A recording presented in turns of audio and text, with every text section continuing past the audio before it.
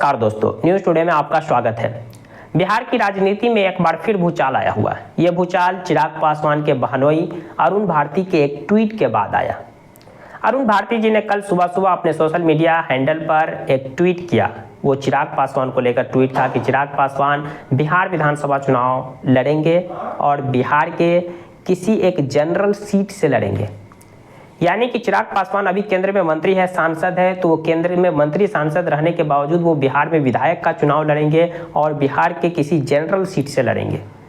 अभी तक चिराग पासवान पर यह आरोप लगते रहे कि चिराग पासवान हमेशा रिजर्व सीट से चुनाव लड़ते, इसलिए वो जीत जाते हैं। इसलिए उनकी पार्टी ने इस बार स्पष्ट कर दिया कि हम रिजर्व नहीं बल्कि जनरल सीट से लड़ेंगे और जीत कर दिखाएंगे।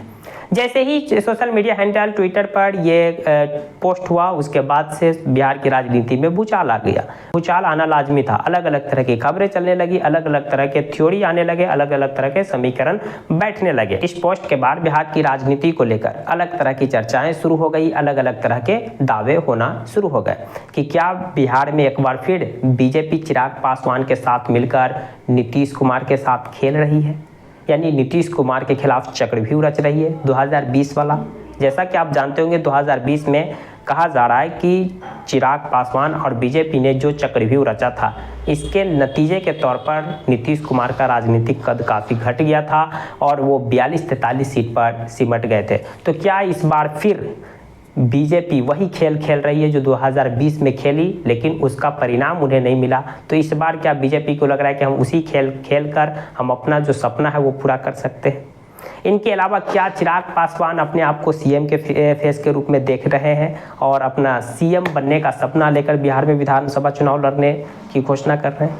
या फिर बिहार में कोई तीसरा थ्योरी भी काम कर रहा है, यानी तीसरा समीकरण? जन स्वराज पार्टी के जो सूत्रधार है प्रशांत किशोर, वो और चिराग पासवान दोनों आपस में अच्छे मित्र हैं और दोनों मौके पर एक दूसरे की तारीफ करते नजर आए। तो क्या चिराग पासवान इस बिहार विधानसभा चुनाव के बाद जन स्वराज के साथ गठबंधन कर सकते हैं और उनके साथ मिलकर सरकार बनाने के बारे में सोच रहे हैं? इन तीनों समीकरण, इन तीनों थ्योरी पर हम विस्तार से चर्चा करेंगे। आप लोगों से रिक्वेस्ट है कि आप इस वीडियो को कंप्लीट देखें। अगर मेरे चैनल पर फर्स्ट टाइम आए तो प्लीज़ चैनल को सब्सक्राइब कर दीजिए, वीडियो को लाइक करना न भूलें। सबसे पहले हम चिराग पासवान की बात करें तो चिराग पासवान की जो पार्टी है एलजेपीआर, उनके पास अभी 5 सांसद हैं। खुद चिराग पासवान केंद्र में मंत्री है और हाजीपुर सीट से सांसद भी है। लेकिन अब चिराग पासवान ने इच्छा जताई है कि हम बिहार में विधानसभा का चुनाव लड़ेंगे, विधायक का चुनाव लड़ेंगे। हालांकि पहले से ही कई बार ये संकेत दे चुके थे कि हम बिहार की राजनीति करना चाहते हैं। तो अब सवाल उठता है कि वो केंद्र में मंत्री भी है, सांसद भी है, तो वो क्यों बिहार विधानसभा चुनाव लड़ना चाहते हैं? इसके लिए हमें पिछले चुनाव 2020 में जाना पड़ेगा, जब चिराग पासवान की पार्टी भी 2 भाग में नहीं टूटी हुई थी। अब चिराग पासवान की पार्टी 2 भाग में टूट चुकी है। एक का जो नेतृत्व है वो उनके चाचा पशुपति पारस कर रहे हैं और दूसरा चिराग पासवान के पास है।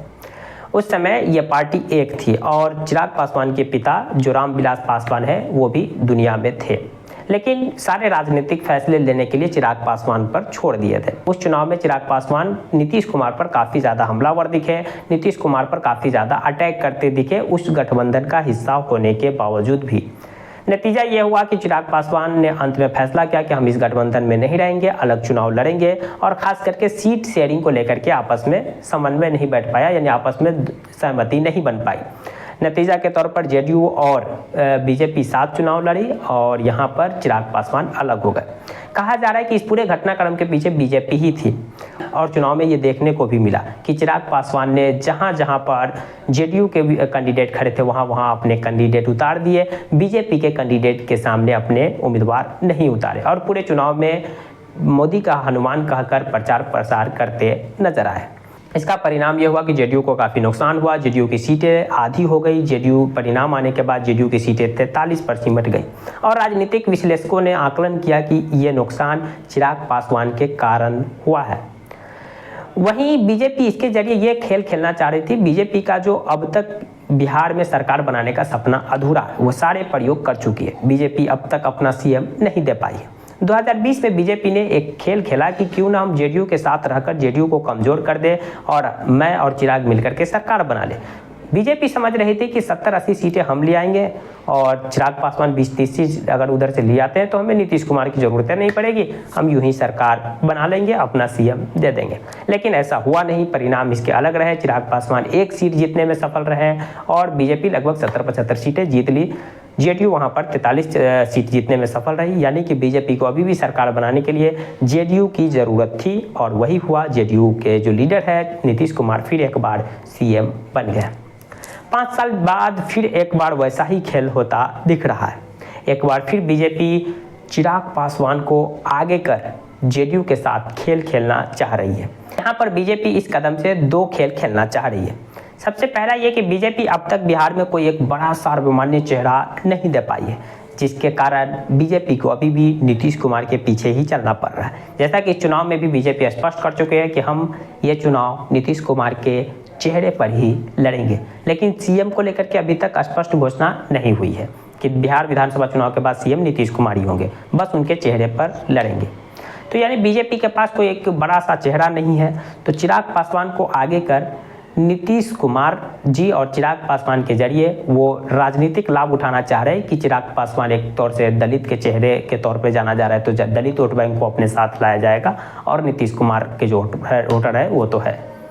दूसरा, यहाँ पर बीजेपी फिर एक बार 2020 वाला खेल खेलना चाह रही है कि चिराग पासवान को आगे कर, चिराग पासवान अगर अच्छे से ज़्यादा सीट जीत कर ले आते हैं और मेरी सीटें ज़्यादा आ जाती है तो हमें नीतीश कुमार को टाटा बाय बाय करते देर नहीं लगेगा और मैं और चिराग मिलकर के सरकार बना लेंगे और मेरा जो लगभग अभी तक बिहार में अपना सीएम देने का सपना अधूरा है वो पूरा हो जाएगा।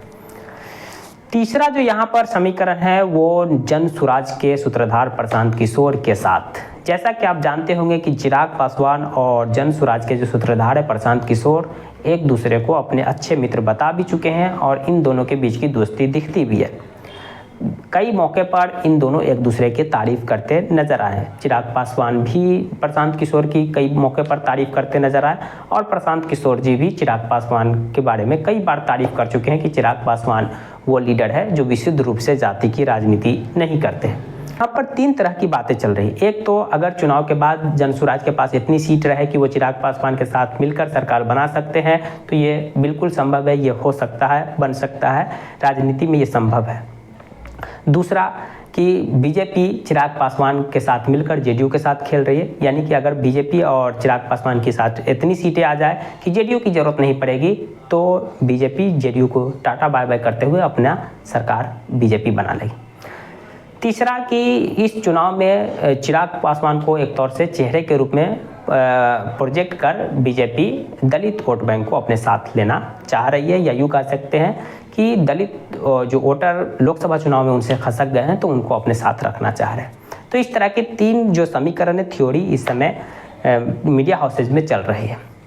बाकी इस पूरे घटनाक्रम पर आपकी क्या राय है, कमेंट बॉक्स खुला, कमेंट कर सकते हैं। जानकारी पसंद आई तो प्लीज़ वीडियो को लाइक कर दीजिए, चैनल को सब्सक्राइब कर दीजिए। Thank you for watching.